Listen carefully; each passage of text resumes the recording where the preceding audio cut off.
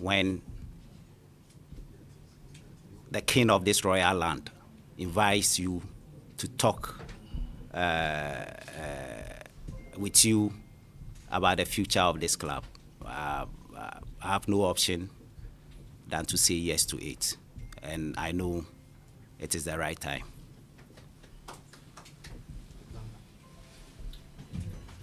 And then from there on, we continue in the 4th and the 5th year, and then we'll move on. So it's going to be a long-term project, and I expect everybody here to be very supportive, because the key to the biggest clubs in Africa, the Alis, the Zamaleks, the TP Mazembe, is about their youth teams.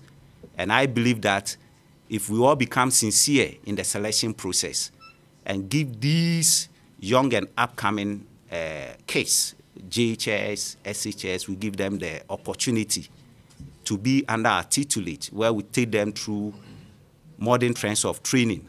I'm sure within the shortest possible time, we'll have a lot of young or younger players who will be competing for Kotoko at the top level. So basically, this is how it's going to be like. Thank you very much. Yeah. You've seen certain things on social media, but it's not coming from our official page. Is that not it? Yeah. Right, so wait till it comes from the official page. Wait till it comes from the official page.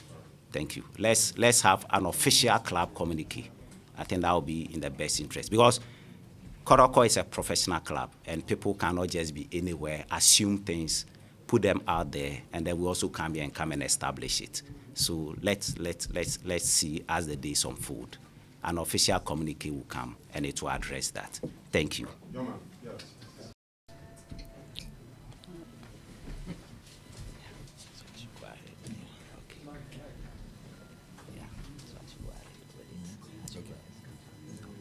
Right.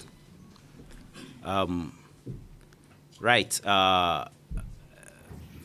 For the target, let me use the backroom approach. For the target, I think definitely you can't coach Kumasi Asante Kotoko, and you will not be thinking of winning trophies. But then what this time around the approach is going to be is the first year is going to be used to put the team together. We need to put together a very formidable team, a very respectable team that can compete on the local and international front. So that's going to be for the first year. And within this year, would want to look at the players that we are going to have now, and then look at those we can use in the subsequent years, because we want to build a team that will be consistent, that will be repetitive in performance. What this means is that we are going to have a game model where the youth team, which is key to this program, this is my second coming, would also play in the same way. We are going to have a youth team who are going to be residential. Because of that, I've also brought in coaches, youth team coaches who have seen it before to help in that process. What this means is that these youth players are going to be given the opportunity, those who excel, if I'm using percentage, those who begin to show glimpses of performance, around 80% of performance, will be given 2-3 times to train with the first team. And per the FA statutes or regulations for the league, you have 10 youth players who can also play. So these youth players will be given the opportunity to train with the first team. If they fit in well, will also be given the opportunity to play in the first team in some of the matches. Now, what is going to happen again in the first year is that we need to reconcile what the youth team does with that of the first team, so that in terms of behavioral and structural adaptation, both the youth team and the first team will be on the same page. Now, from moving on in the second year, what it means is that now the game model would have been established. And every game model comes with certain technical and tactical characteristics of players. So what it means is that in the first year, even though some players are going to be with us for this first year, those we think that have not exhibited those technical and tactical characteristics will be shown the exit. Because it's a two-way thing. It's performance-oriented and business-oriented. Business-oriented in the sense that the youth players, those who do well, will now be promoted to the first team. So it means that Kotoko will not be spending so much money to be buying players. Again, these same youth players, the team can decide to transfer them to other clubs to accrue some money to see to the daily running of the team. So that will also be there. Now, back to what I was saying earlier on. So those who to the opinion of the technical staff, we think that have not lived up to expectation will be shown the door. And then some of the youth players will also be brought in. And then a few, maybe one or two that will spot in other clubs will also be brought in. And around this time, the game model would have been consolidated. So we need to be more competitive than before. Then in the third year, it means that by that time, more experience and exposure has been given.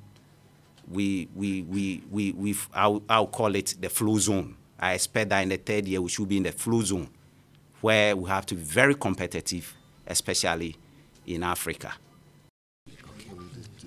Okay, all right. Right, David Dixon Oklu is going to be the first assistant coach, which I've already spoken about him. The second assistant coach is going to be Berton Wilson Asari. And it saddens to let you all know that he lost the wife 3 days ago. That's why he's not here. He lost the wife 3 days ago. That's it. So, I mean, he's going to be around at the right time. IMC have decided to pay a courtesy visit to him on Wednesday with some few staff from Manchia. So it tells you how supportive it is. And then I have other assistant coaches there. It's okay.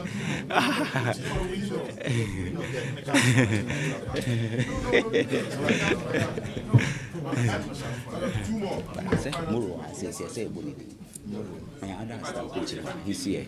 So the other staff coach is here, so we have to acknowledge. Other staff coach is here, so we need to wait. Yeah. I think one of the assistant coaches is also here. Moro.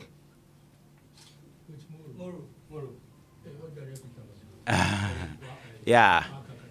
Moro Ibrahim is going to be one of the assistant coaches.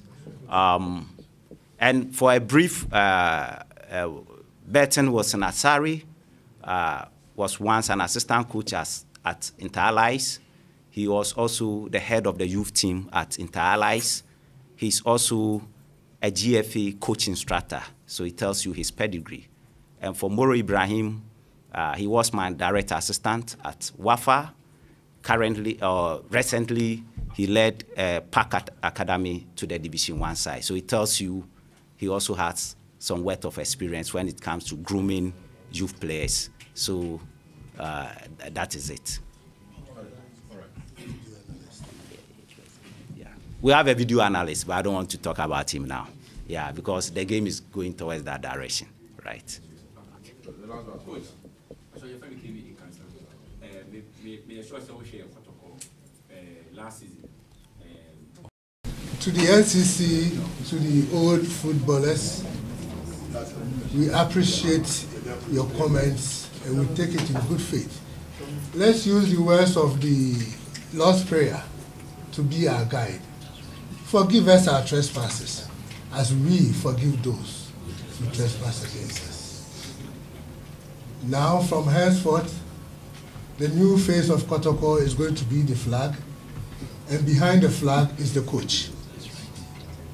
Kotoko is going to be the coach and the team. It's no more going to be officials who we will be working behind the scenes to support him. Whatever questions you have, anything you have to do is the team, the coach, and the playing body. Once again, on behalf of my colleagues, I want to say a very big thank you to all of you. Looking at the numbers here, within 6 hours of notice,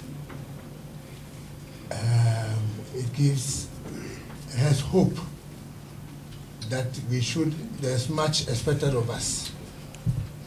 And believe from His Royal Majesty, who has pledged his total support for us, whatever we're doing. From here, we're going to him. Those of you who will be able to join can join us there. We're going to meet him with the players. Now, once again, let me say a very big thank you for coming, for your time. Continue to pray for us, for the good name of Kotoko.